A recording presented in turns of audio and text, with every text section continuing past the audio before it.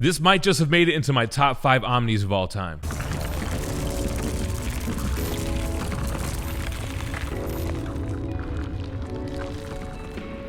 What's going on, everybody? GemMint, we're back with another recent reads. We're going to talk about the Spider-Man 2099 Omnibus. Now, this is considered Volume 1. However, this is the complete 90s run by Peter David and Rick Lionardi. And first of all, let me just start this off by saying Rick Lionardi doesn't get enough love. This is some of my favorite artwork, stuff that I grew up with, and we're going to talk about it today. Before we do, you can see I have 2 copies on the table. We have the regular cover and the direct market variant. We're doing a giveaway this Wednesday. If you want to know more about it, stick around to the end of the video and I'll give out all those details. With that being said, let's jump into the story. In the early 90s, Marvel thought it would be a cool idea to look more than 100 years in the future in the year 2099 and depict our futuristic superheroes. Now, the heroic age, the current age that we were in at the time, has ended, and we don't find out why that is in this title. This book being the headliner for the 2099 universe, we are following Miguel OHara. He lives in Nueva York, which is literally a city built on top of New York, which that is now considered downtown. So we're in a future where civilization has built itself upwards.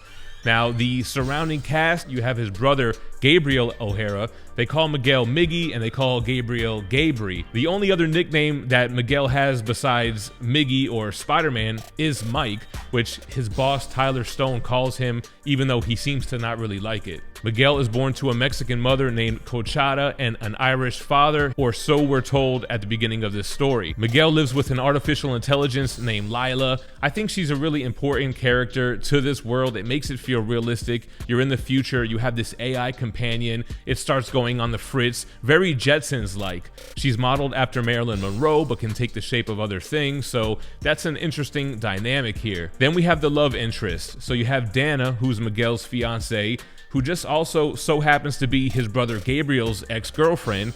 That's a little bit weird, and they touch on that throughout this run. You've got Xena, someone who grew up with Miguel and dated him before Dana, and then you have Casey, Gabriel's newest love interest, who's essentially an activist. Gabriel always goes head over heels for the females, so whatever they're into, he gets all the way into, which kind of gets him into trouble. Miguel OHara works in Alchemex. This is the big bad corporation, which we seem to have 2 of them running this futuristic world. You got Alchemex, and then you've got Stark Fujikawa. Miguel is very much like Peter Parker in the sense that he's a bright scientist, he's also witty and quippy, and he ends up experimenting with the same spider that bit Peter Parker, which will eventually lead him into transforming himself into Spider-Man.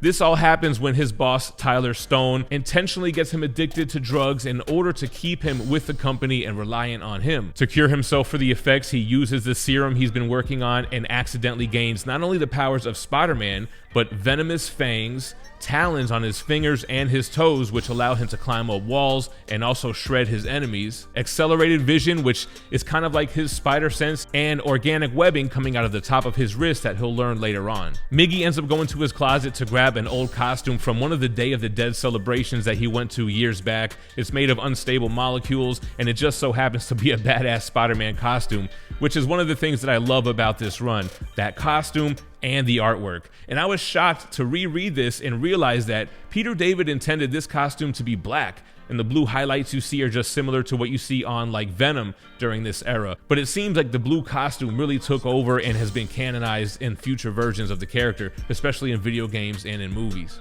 Alchemex also owns the police force. They're called Public Eye, aka Flyboys, that are patrolling the upper cities of Nueva York. They're always getting into it with Spider-Man, as well as paid cybernetic assassins that Tyler Stone sends against him. We get some futuristic versions of villains that we know as well, like Vulture 2099, who's a cannibal in this future. We end up getting a Venom and a Goblin 2099, which we'll touch on just a little bit later. There's a big crossover event that happens in this universe, and I really like how they set it up. There are devout followers of Thor, one of the fallen heroes from the heroic age, and they are waiting on his return. They call themselves Thorites. They can be very extreme. And then we do get the return of Thor and other Norse gods from that time, like Heimdall. They show up on a floating city called Valhalla, and it's causing destruction for everything that's underneath it. And this would be the Fall of the Hammer storyline, which had tie-ins from X-Men 2099, Doom 2099, Punisher 2099, as well as Ravage 2099. The 46 issues plus annual do a great job of depicting this futuristic world. It feels different than your traditional Spider-Man, but there's so much that's familiar as well with him swinging through the city. But Miguel is also very different than Peter Parker in the sense that he doesn't really have a problem with his villains dying, him not saving the Vulture and allowing him to go splat on the ground, or so it seemed at the time. There's a couple instances here where Miguel is okay with the bad guy being killed. Better them than him. We start getting this running backup story looking at a younger Miguel. We see how he interacts with Xena as a child and how his parents gave him up to the Alchemex School for Gifted Youngsters. I thought they were going to play with the idea that he might have been a mutant, but they never really go there. What it really does is help give the backstory on Tyler Stone with his son Kron and how Tyler Stone has a relationship with Miguel's mother Conchata. Now this is going to be a little bit of a spoiler alert for someone who hasn't read this, but I mean, it's a very old story. We find out that Tyler Stone is actually Miguel's father. This would lead to a crazy series of events where Miguel would eventually replace Tyler Stone as the head of Alchemex because Tyler Stone was shot and almost murdered by Conchata. If you guys are into exclusive variant comic books, you got to check out THATSPIDERMANBOOTH.com. They have a monthly subscription box that gives you 5 comics each month, $100 worth of retail value for just $50. But in addition, you also get a variant that's exclusive to this box. And for July, we have an Essentia issue 18, an Alex Regal Akira homage, limited to just 600 copies. Head on over to ThatSpiderManBooth.com so you can check out their subscription box today. They play with this idea that Mrs. O'Hara is slightly crazy, but Miguel ends up finding out that Tyler Stone's his father. It all comes to a big head at the end, right around the time where the Venom symbiote comes back into play, and it's evolved over 100 years as well. It's toxic to the touch. It literally burns and blisters Miguel's skin as they're interacting and fighting, and we find out that the host of this new symbiote is none other than Kron Stone, Miguel's half-brother. A lot of twists and turns in here, especially with Gabriel, Miguel's other brother, who ends up breaking bad as well, becoming the Goblin 2099 ever since Dana's death. There is a lot that goes on in this run, man, and it's sad that it ended when it did around issue 46. It really ends on issue 44, and then we get some guest writers for those last 2 issues in this futuristic Namor Atlantis story. There's some other guest pencilers and inkers as well, Bill Sienkiewicz, Ron Lim. They also include the Spider-Man 2099 special, which was more like other writers' takes on the character. But then you have the Spider-Man 2099 meets Spider-Man crossover, which I really enjoyed. Introduces Venom. It's almost like a Freaky Friday where Miguel goes back to New York and Peter goes to the future to Nueva York. So that's really dope that they included this as well.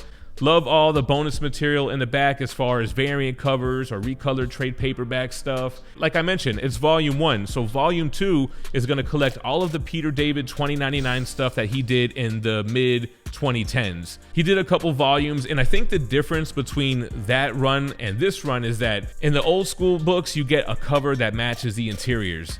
I love them both. On the modern run, you get covers that are incredible, painted covers, but then the interiors are your typical flat type of modern comics look. So that's the only thing as far as the aesthetics. I don't remember what the storyline is about in those issues. I did read and collect them when they were coming out in singles, but we'll have to reread it when the Omnibus comes out. But that is the Spider-Man 2099 Omnibus, man. Really dig this. It was one of my most wanted Omnibus for Marvel to make, and they actually did it and are going to continue with it, so that's super cool. I mentioned in the beginning we're going to do a giveaway for the standard cover. We're doing it this Wednesday, June 21st, over on Whatnot.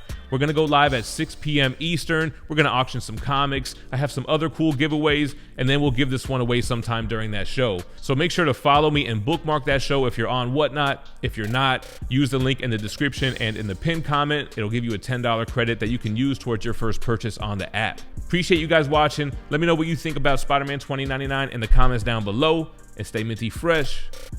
Peace.